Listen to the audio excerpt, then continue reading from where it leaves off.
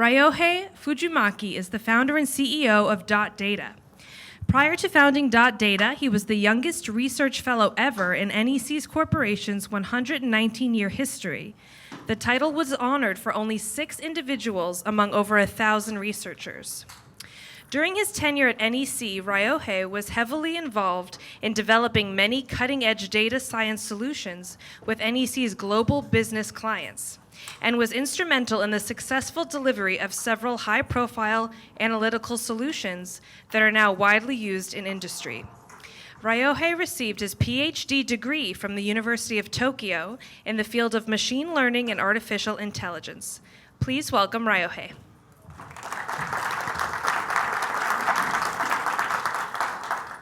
Thank you very much, and good morning, everyone. Thank you for attending my session before lunch. And today, this is the first time for us to try this Q&A system. So please take out your mobile and join us to interact. So I'm going to make some polls during the presentation to get your opinion or take some stats.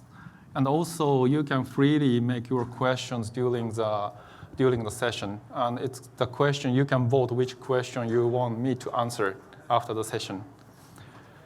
So let me take 1 minute or a couple of minutes so that you can prepare for your mobile. And let me go to the... So now I open the first polls. This is for practice. So now you should be able to vote on what best describes your role. So this is just a practice to understand, how many, what are your profiles? What are the attendees in this room?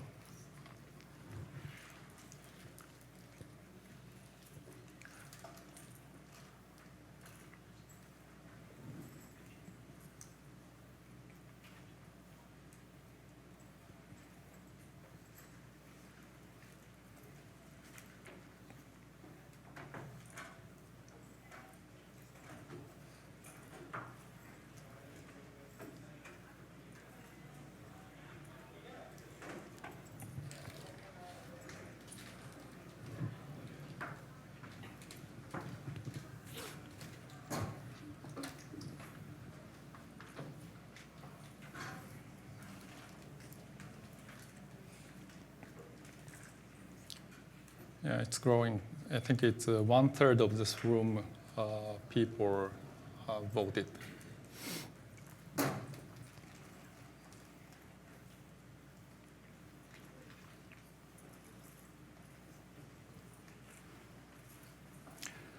By the way, this session is a technical session, but I'm trying not to be too much technical and want to share our thoughts on AutoML and beyond AutoML.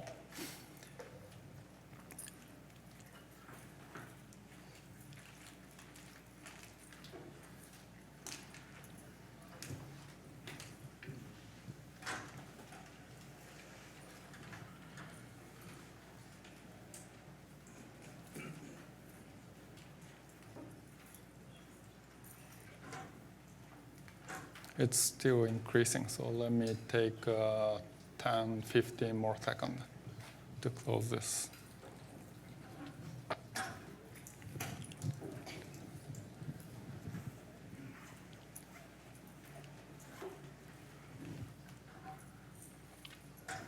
Right, thank you very much. Oh, it seems like there's the largest population is the others. So there's a very little information to adjust my presentation. But second largest population is data scientists. Maybe we pick a little bit provocative title. Does AutoML replace data scientists? So there's about 30% are data scientists in this room. All right, so this is just a practice. So let me start my presentation then.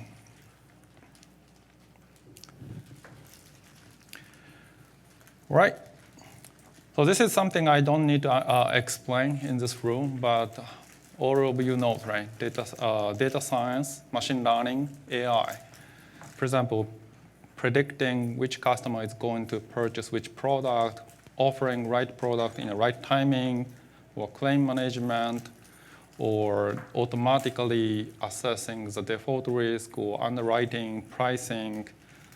Fraud detection is a very big area for the financial service to apply machine learning and AI, or risk and compliance. In particular, financial service is very, very important. So there's no doubt that machine learning, AI, data science, this is the core to the business for financial service today.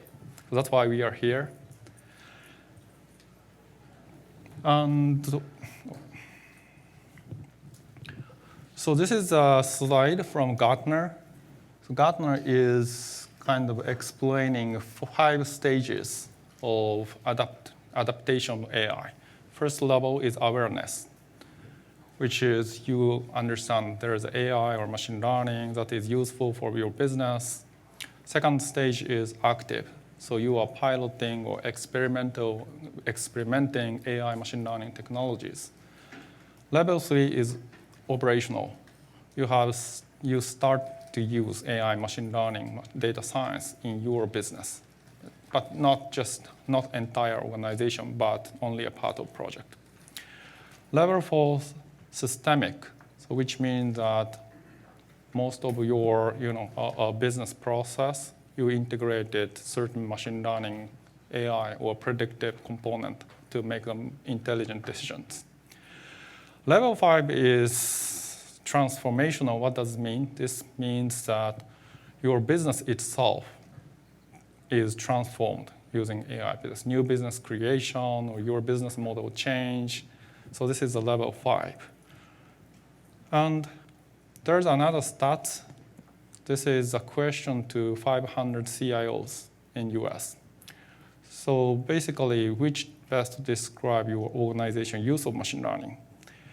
89% of CIO answered that they are using machine learning in their organization. So it seems like machine learning nowadays are widely used in the industry. On the other hand, if we look at the breakdown, only 3% CIO answered that using machine learning across business. So basically, this 3% is level 4. 20% using machine learning in some area of business. So this corresponds to level 3. 60%, more than 60%, almost 2/3 of CIO answered that they are still in level 1 and level 2. And basically, people are saying that it will take 3 to 5 years to sift your AI adaptive level, maturity level from level 1, 2, 3, and 4. So this is currently the stat in the industry, how much people are using machine learning. People are starting to use machine learning, but adaptation is not that fast, not yet good enough. So basically, AutoML, we are here today to help to accelerate this movement to adapt AI machine learning data science to your business. And to better understand your pain point or challenges, let me go back to the polls and take some questions. So next question is going to be, what are your challenges of machine learning data science project right now? Lack of data scientists. Are you struggling to hire data scientists or educating data science team? Or upfront effort to make data ready for machine learning?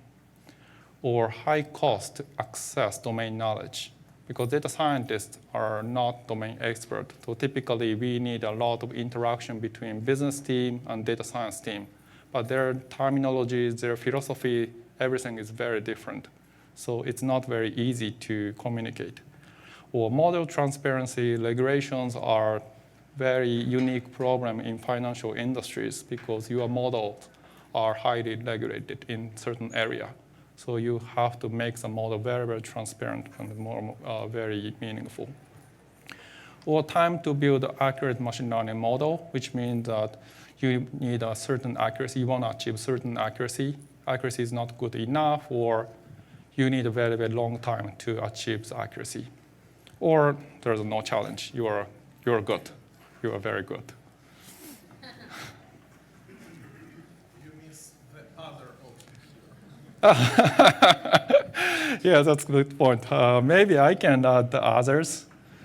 Let me try to add others.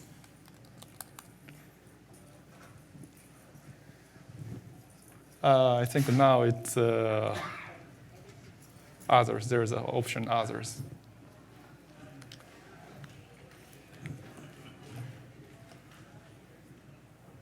Yeah. Oh, there's a very good number of others.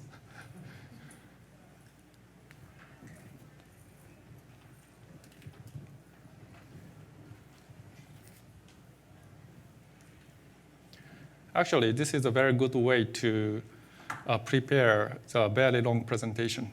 Like 60 minutes talking, keep talking 60 minutes is not very easy. So ask the audience to give me the answer is very, very good way to have a very long presentation in my experience.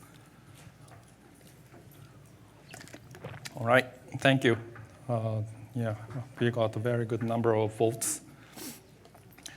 So, yeah, I think this is very consistent with my past experience. Like, first of all, the machine learning data science project, there's a lot of work to be done before machine learning, and that upfront effort is very, very challenging. And also, typically, domain expertise is one of the key for the successful data science project, but business people are very, very busy, and we make the question to the business people, and the answer comes in after 1 week, and the project cannot move as fast as we expect. And it's kind of interesting to see, like, there's a lack of data scientists is not very get the majority of votes, so 20%. If we go to the certain industry, their largest challenge is they are struggling to build a data science team. But this is the financial industry, and I think you are maybe paying a lot to data scientists to hire, maybe.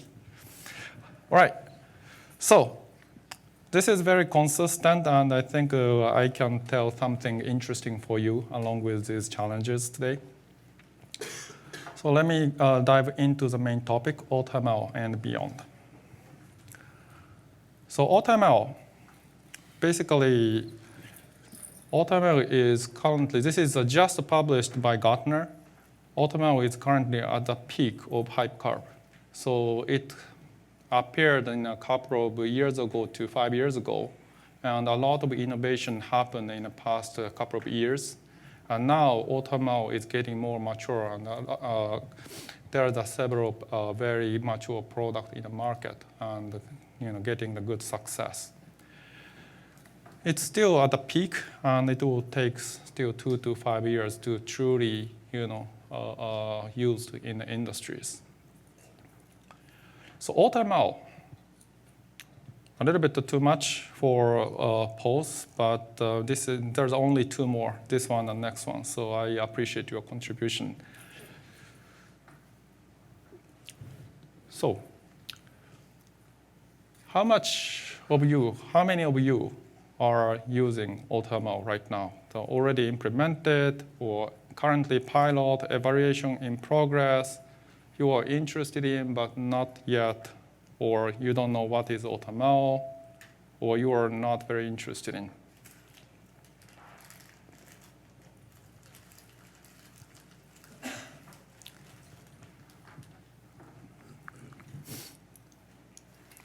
Yeah, I feel better by seeing that not very many people are saying not interested in, because then my talk today is not very helpful for you.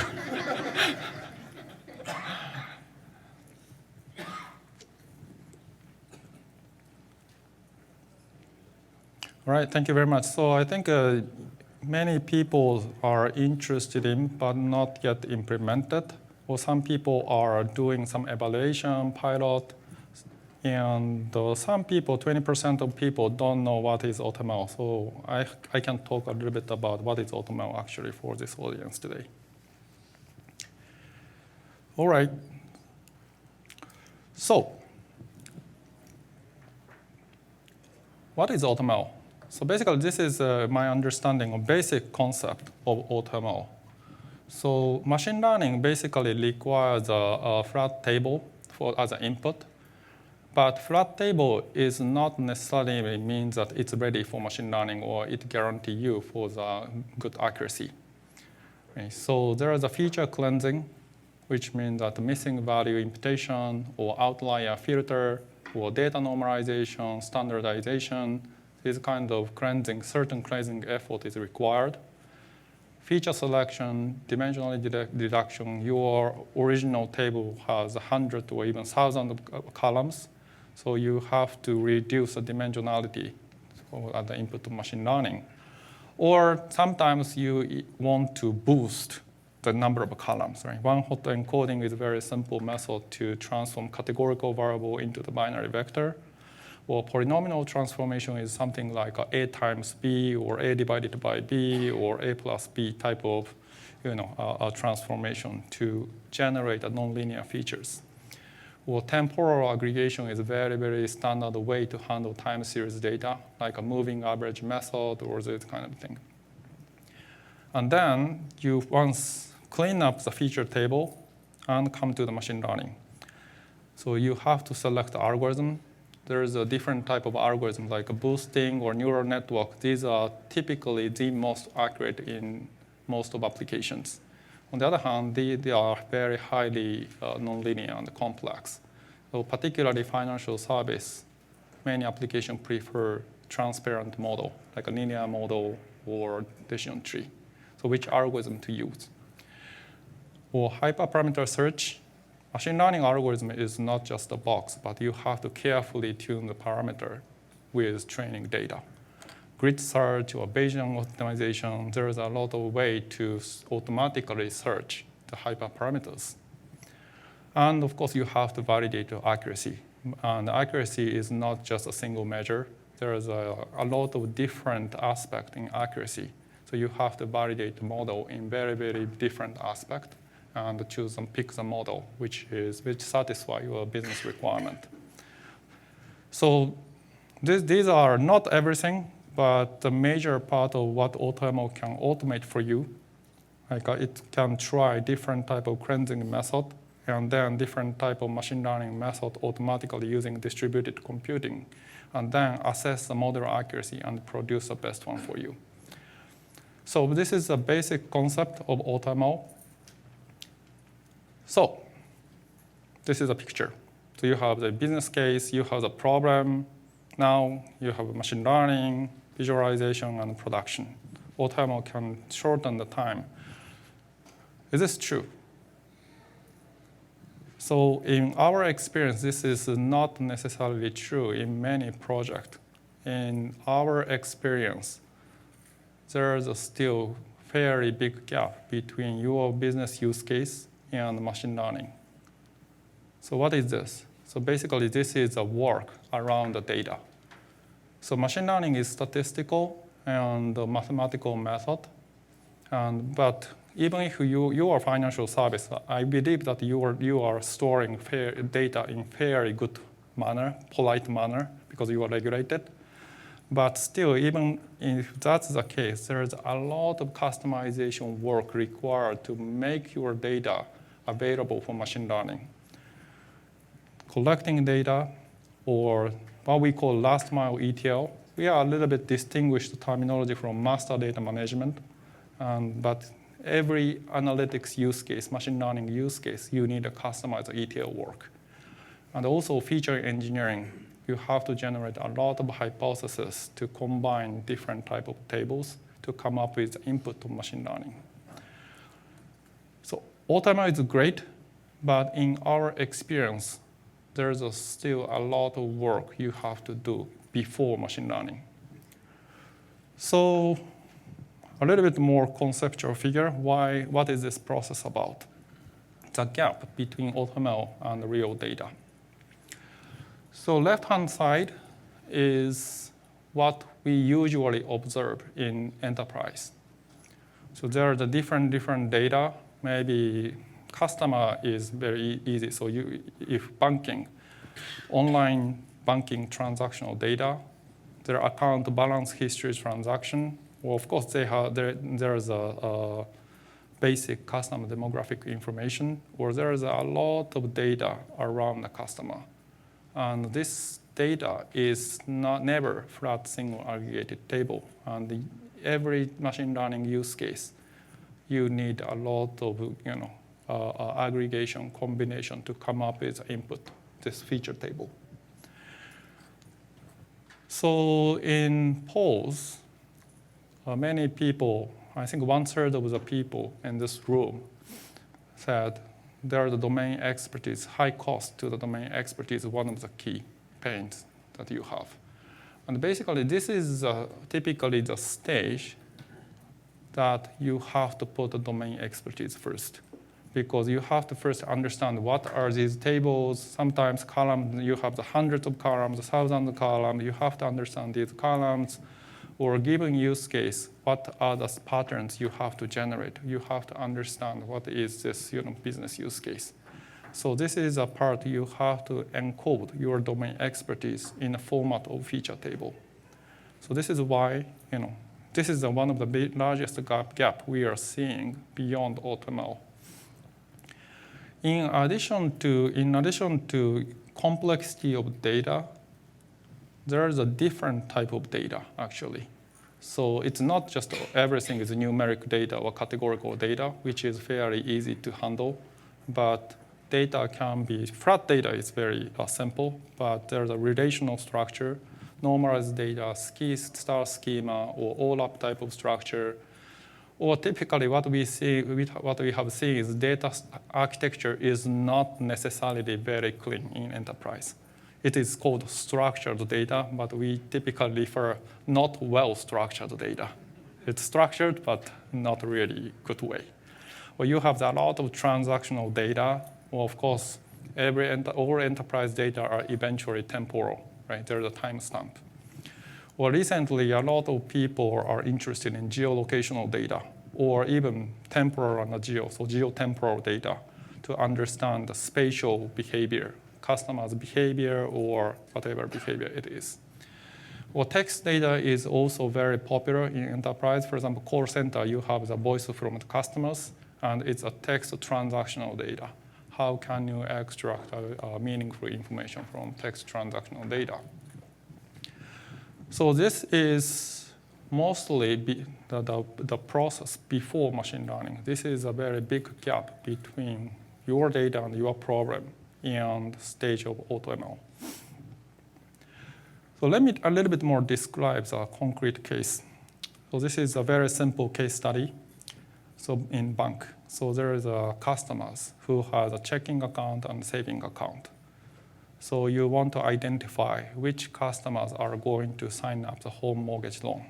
This is a very typical upsell, cross-sell case. Then, maybe this is your data. This is very, very simplified. Yeah, actual project, we have some tens of tables, but this case only 6 tables.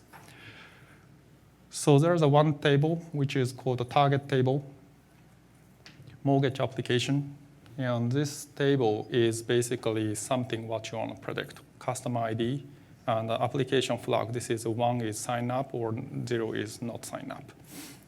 And then there's a 5 table, customer attribute table. This is a basic customer information, web transactional table. Of course, there is online banking. And one customer can have the multiple account in bank. So there's an account master, and each account is associated with the balance history and the store. So this is a type of data we are typically handling in the enterprise. And maybe some data are just exported from CRM system, so in CSV format. Big transaction data is typically stored in Hadoop or big data storage, so it's maybe stored in Hive. Or some traditional data is stored in Oracle or relational database system. So even data can be stored in different places.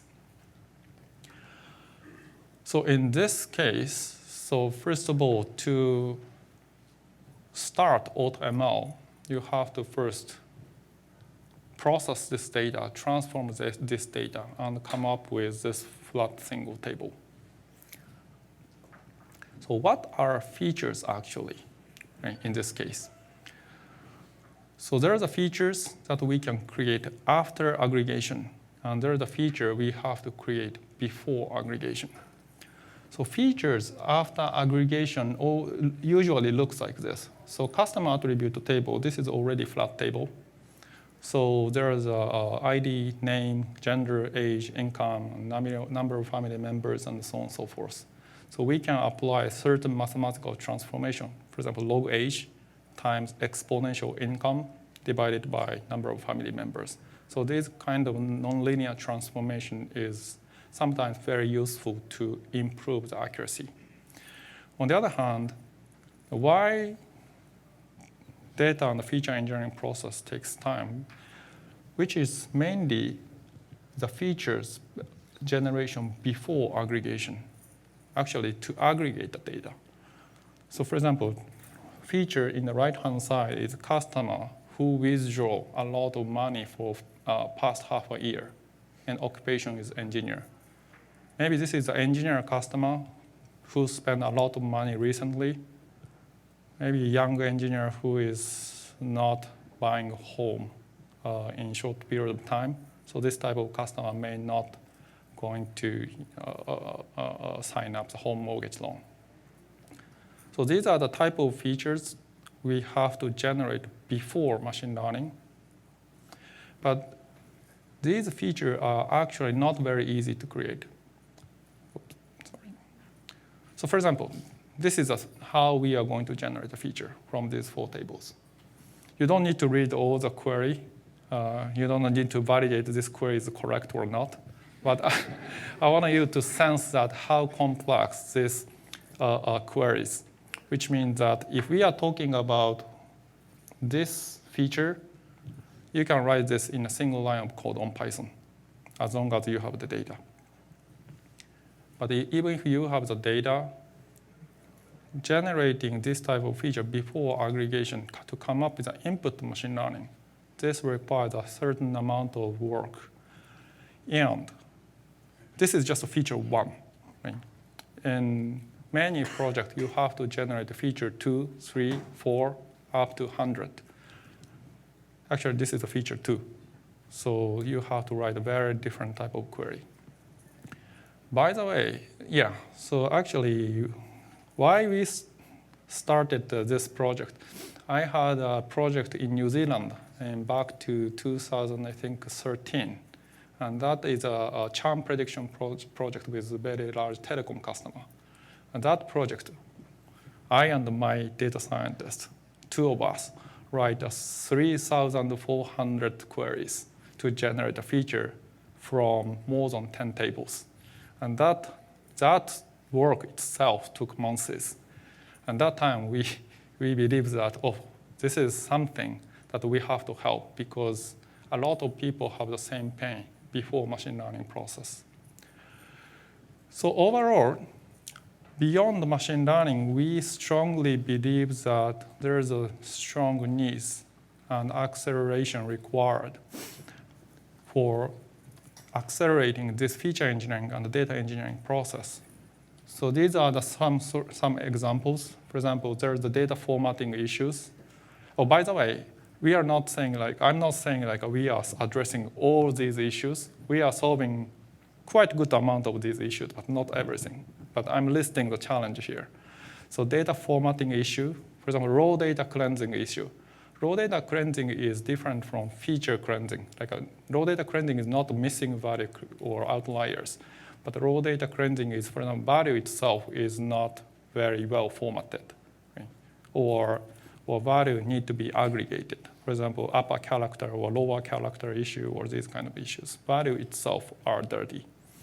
Or data integration and unification issue, as I showed in the previous slide, data can come from different sources. In that case, data meta information are different. Right? Oracle, Postgres, CSV, their data meta information are all different. To handle them in a unified way, we need a certain data integration work.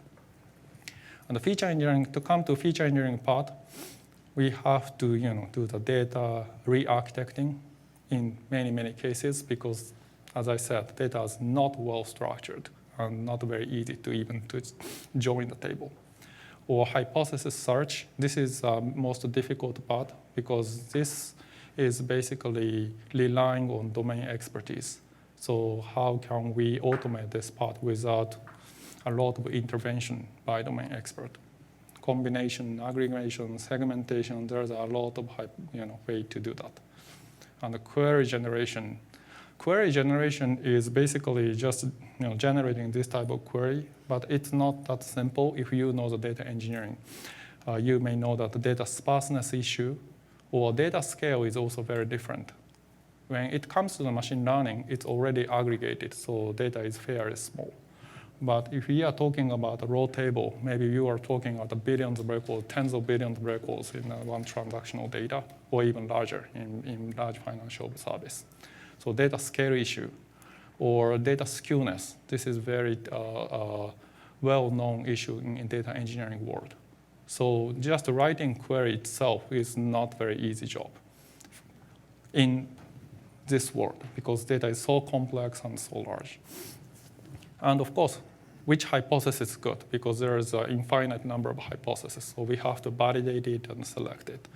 So automated feature engineering, in our view, is to help you to automate this process and accelerate the entire data science flow. So basically, this is our product offering. So this is one slide. Basically, we have the AutoML component, but our unique strengths and our unique offer that I want you to try is basically AI-powered feature engineering. So we have a very unique problem understanding in this data and the feature engineering part, and achieve the quite significant success to automate quite good amount of the work before machine learning. I don't say we automate everything, but I believe that we can automate a lot of work before machine learning. So this is a concept of AutoML and what we can do beyond AutoML in an automatic fashion. So there's a 20 minutes, so I want to take a little bit time to explain our view of how automation can help you in a very high level. So we believe that there are four aspects, four pillars that automation can help you. One is accelerate, another one is democratize, augment, and operationalize. So accelerate, this part is kind of easy to understand because this is automation technology. So you can turnaround time of data science machine learning project is significantly shortened. And basically, this is very important for even very experienced data scientists because eventually, even if you have the automation tool, you need a lot of try and learn process, test and learn process, because in many cases, you have a lot of ways to solve the one problem, but you don't know how to do that, or you have a lot of problems you can solve. For example, if you are building some customer scoring model, and then domain expert provide customer segmentation information, maybe gender, age, simple segmentation, or more complex segmentation. Do you want to build a model per each segment, or you want to build one global model across the segment? Basically, you don't know. You have to try. Or one problem can be formulated by classification problem or regression problem, which is a better way. You have to try. So there's a lot of idea you can try, but an automation help you to accelerate your trial and run process to find out the best way to solve the problem or to allow you to solve more problems. So this is the one way that we believe automation is going to help you. Another part is democratize. So today, in a polls, not many people said you have the challenge to hire data scientists, lack of data scientists. But many organizations are still struggling to have the strong data science team. And basically, the democratized data science, the concept is to allow more people to execute a data science project, machine learning project. And basically, so 1/3 of this room are data scientists. So I want to tell this democratized data science is not only for BI or analyst type of people, but if we can allow them or enable them to execute machine learning project, then experienced data science team can really focus on something important, something more technically challenging. Because a lot of data science team is currently, have too many work, data engineering work, or a lot of templated project. But this project, even non-data scientists is going to be able to solve using automation. But data science team can really focus on very challenging problem. So democratization is not only for someone who is not familiar with machine learning, but eventually our view is there is no citizen data science team or data science team, but it's overall data science or machine learning our practice as an organization. Augment. So this is particularly related to automated feature engineering, and this is something we're really proud of. So augmentation means that, first of all, automation is not something to replace the domain expertise. It cannot. That domain expertise is your core business insight. That is extremely important. But what automation can help is to expand this insight. Because in one project, maybe you can explore only 100 of hypothesis features. But automation can explore millions of features per project. And of course, there's only many features that's only statistically relevant and not so meaningful for business. But there's a lot of features our customer found that there's a very interesting new discovery.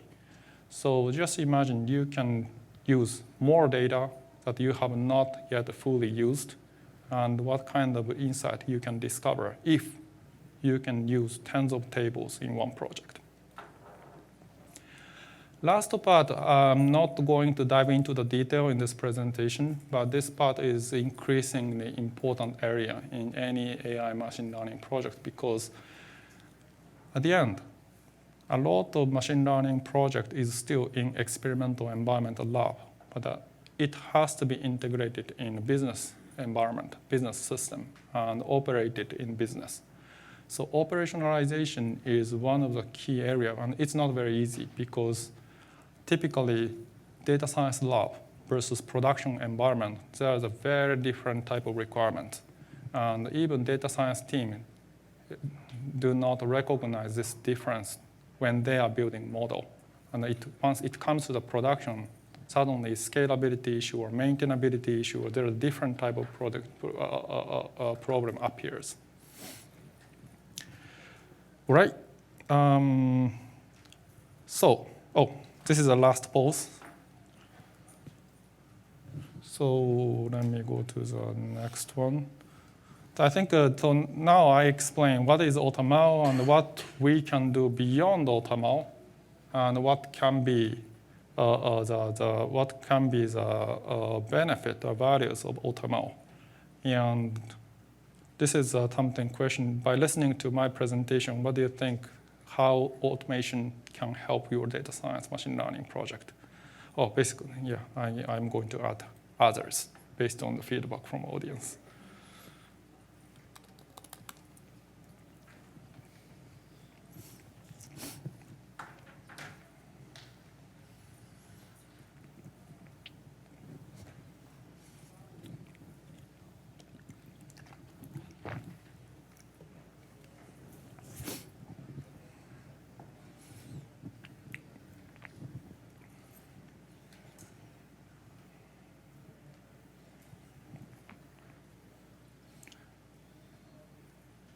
Actually, this is also very important for us to understand the product improvement direction.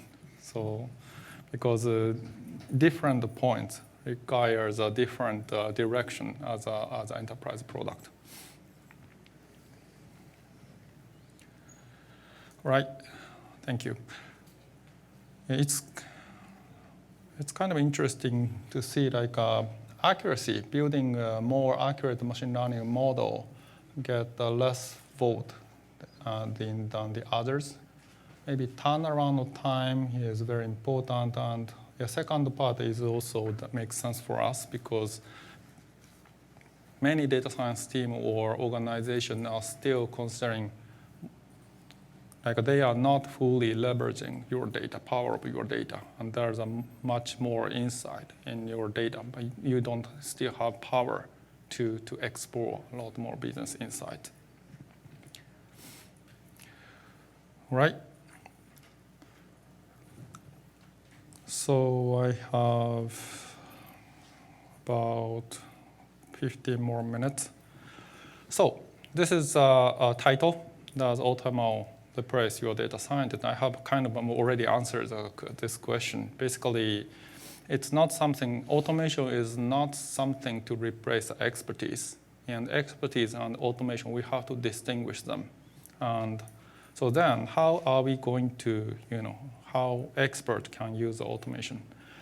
So this is one way to see automation and manual, mixing automation with your expertise. So if we are looking at a feature,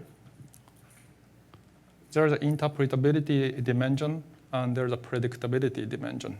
So more predictable feature versus more interpretable feature. These two directions is not necessarily aligned. And yellow triangles are features based on domain expertise. And the blue dot are features automatically generated. And basically, the ideal situation is we have a lot features in this area, highly predictable and highly interpretable. But it's not always the case, right? Some features are very, very strongly correlated with target variable, but it's just, for example, pseudo correlation, and it's not necessarily real causality. Or there's some very highly interpretable feature that you really like, it matches to your intuition, but it's not as predictable as the other features. When you say predictability, you mean predictive power? Yeah, predictive power. So there's a different features, and at the end, you have to choose and combine these features to build the machine learning model. And if once it comes to the model, again, same dimension can be applied, interpretability and predictive power. And there's a certain area, we call this automated decision making. This area, usually we need a less interpretability because anyway, decision is automatically happened and interpretability is less important. It doesn't mean that we don't need interpretability because if prediction makes some wrong decision, you need some retrospective analysis. So even automated decision making, interpretability is very, very important in enterprise. On the other hand, there is another area what we call the machine-guided decision making, which means that, for example, you have the field sales people and you build a scoring model. Oh, your customer is going to churn, so why don't you follow up? Oh, 80% of score. But the field sales cannot trust that. We cannot say because deep learning said. Right? We need to clearly show, okay, these are the key factors that machine used to produce this score. That's why machine believes that your customer is going to churn. So this type of case. So basically, these two area differences who is going to make the final decision. So automated decision making is basically, it's more like a policy, and decision is automatically made based on policy. On the other hand, machine-guided decision making, it's more like information to the expert, and final decision is made by expert. This area, we need more interpretability. And the last area is kind of extreme. Like some data science project does not require any prediction, but they are trying to find insight and discovery through the prediction model. So this knowledge discovery area, usually interpretability is considered much more important than prediction itself. So eventually you have to identify what are your use cases and how you can combine the automation and your expertise. And basically the best practice is include the expert and automation in the same loop. Right? So there is a project that is templated, easy to solve. Maybe automation can automatically solve it. Or as I said, your domain expertise are one of the most important assets. So that we call the domain features. So combine domain features and automated generated features and mix the best feature set by leveraging both capability, your expertise and automation. Once you come up with, combine these two, then certain project accuracy is more important. This type of project, in our past experience, AutoML is going to do a very good job because it can search more hyperparameter space and fine-tune your algorithm. On the other hand, in many regulated industry-regulated model, you cannot simply use AutoML. You have to carefully manually choose the features and control the model. In that case, you still can take advantage of automatically generated feature, but you have to manually customize the model. So this is just not which is good or which is bad, but very different cases. So basically, again, best practice is to include the both capability, your expertise and automation in the loop. Right, this is one of the slides that my VP of marketing enforced me to present. But so one of the good thing or important thing, message I want to deliver from this slide. One thing is dotData. We are named as a leader. This is important. But one thing is Forrester just published in May this new report, very focused on this AutoML, automation-focused machine learning solutions. So which means that attention and importance of this AutoML is rapidly increasing.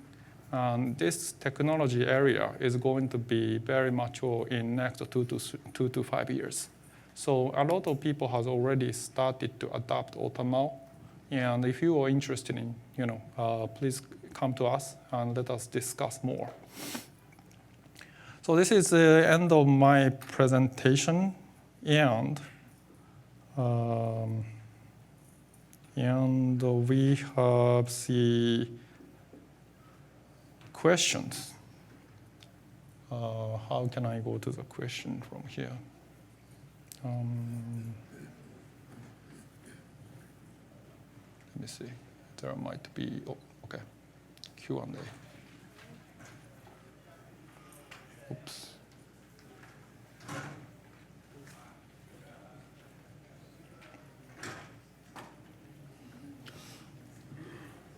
Right.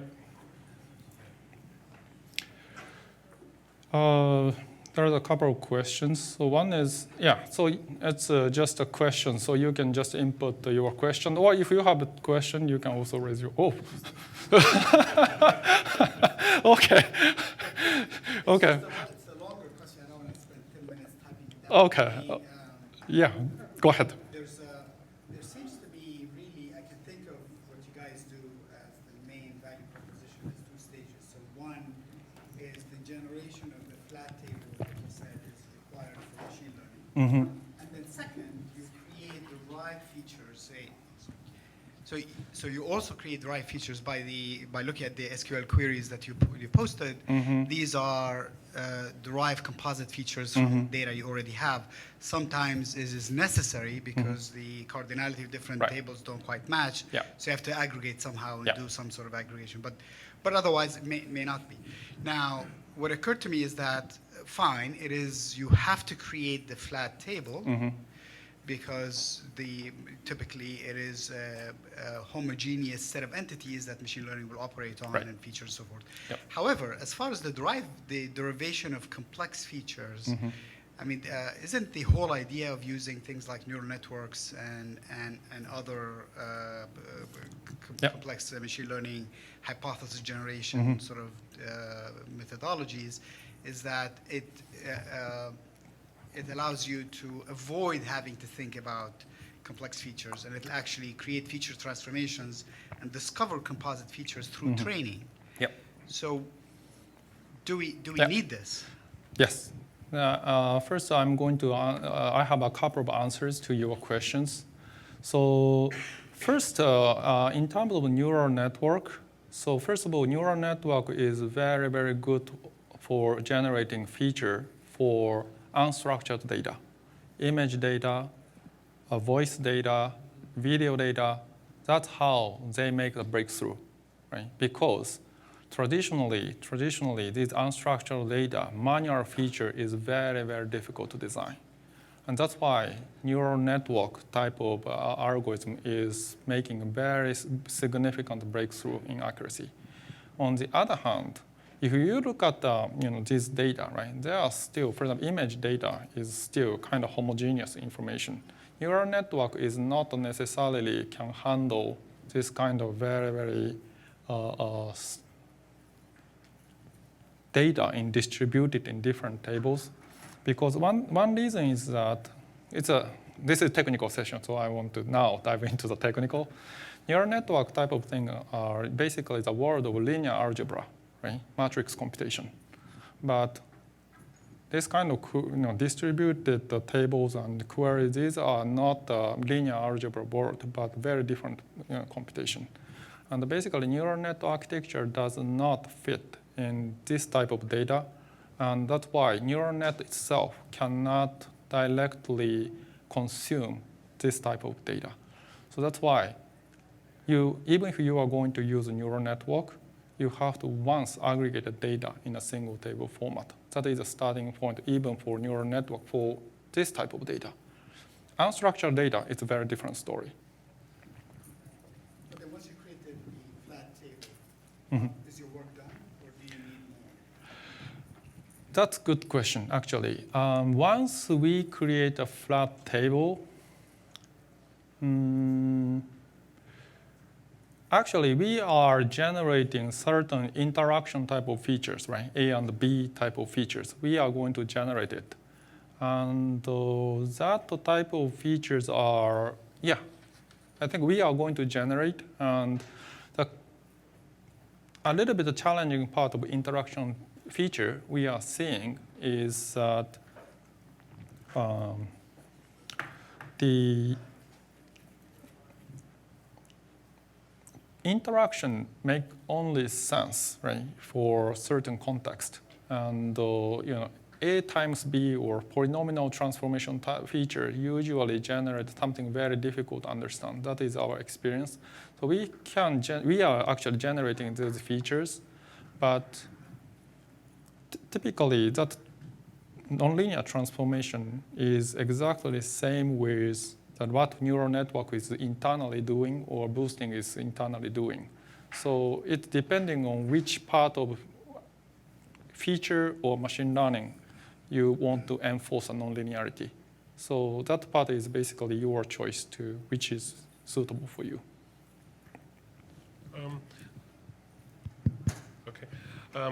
So among all the things that you described, which kind of moves from data engineering to feature engineering, in my mind, actually, I might be wrong, the hypothesis generation is possibly the most challenging or difficult. Yep. Can you elaborate how you do it? I mean, if it's possible at all to describe it. Yeah, actually, that part is our secret sauce. So that part, but there's a, I'm a little bit hesitating because we know that there's a couple of AutoML people in this room. So there's the CEO of A2 over there. So but the thing is, basically, it's not So first of all, our features are, so there's an expression, right? Expression means that how feature looks like. Because it's too much over complex feature, at the end, automatically generated feature is very, very hard to understand. So first of all, our algorithm is designed to generate a certain type of query that makes sense for expert.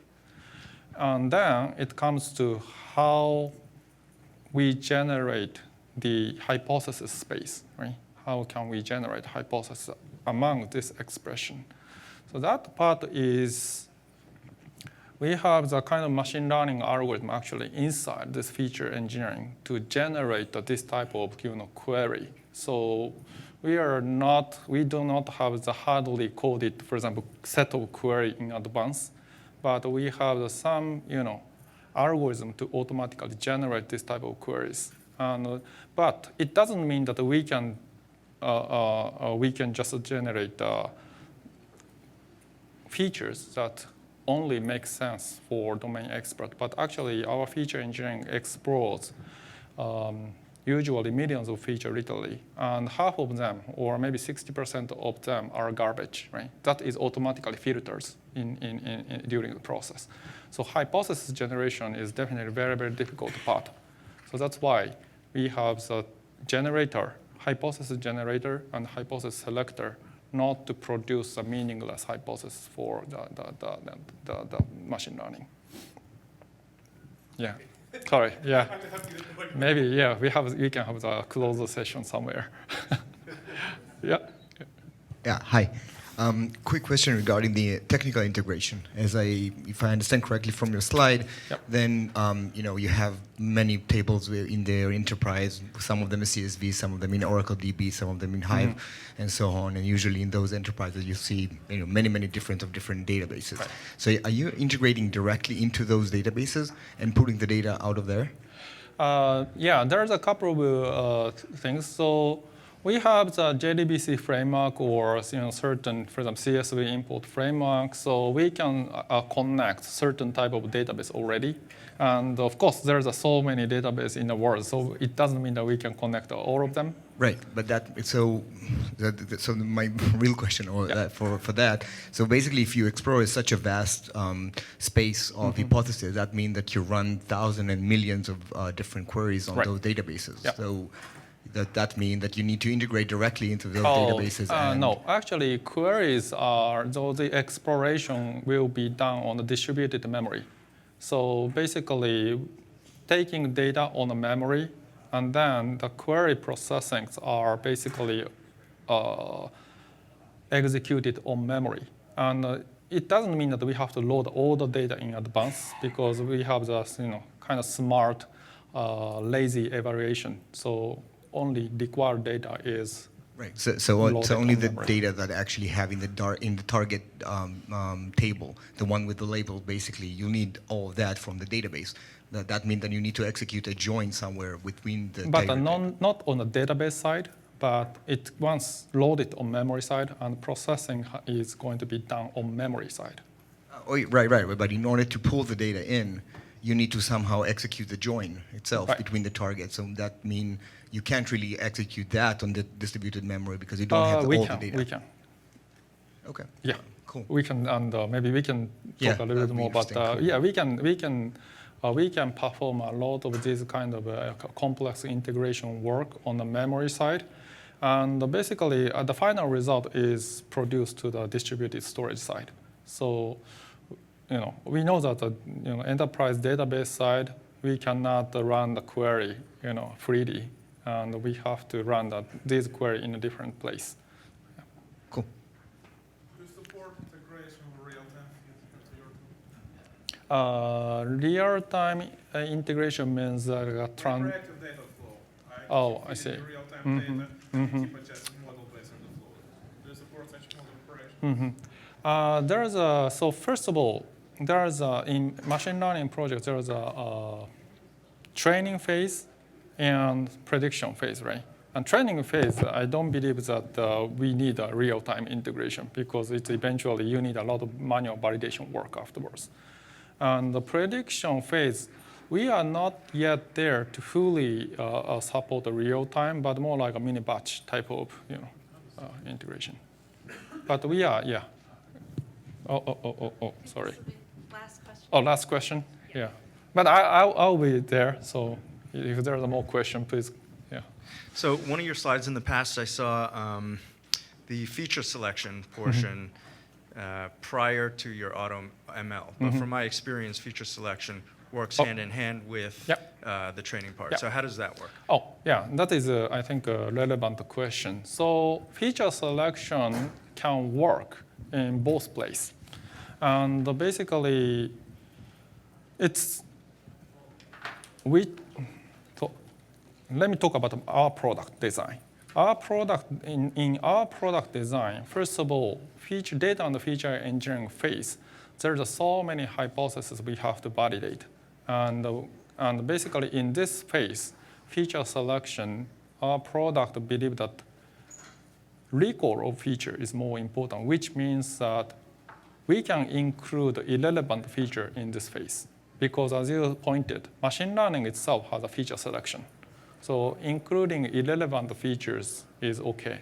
But we don't want to miss an important feature. Right? So feature selection in this data and the feature engineering stage, we have some objective function to not miss important feature, although we can include the irrelevant features. And then it comes to machine learning. Machine learning has different feature selection mechanism, right? So boosting algorithm or support vector machine, regularization, different algorithms have a different feature selection. And integrated approach versus the separated feature selection component. And this can be, this is actually part of the AutoML. So yeah, that is true. Yeah, so this is the last question. So yeah, thank you very much for active participation in the polls and also the Q&A. And if you have any further follow-up question, please come to dotData desk, and I'm happy to interact with you. Thank you.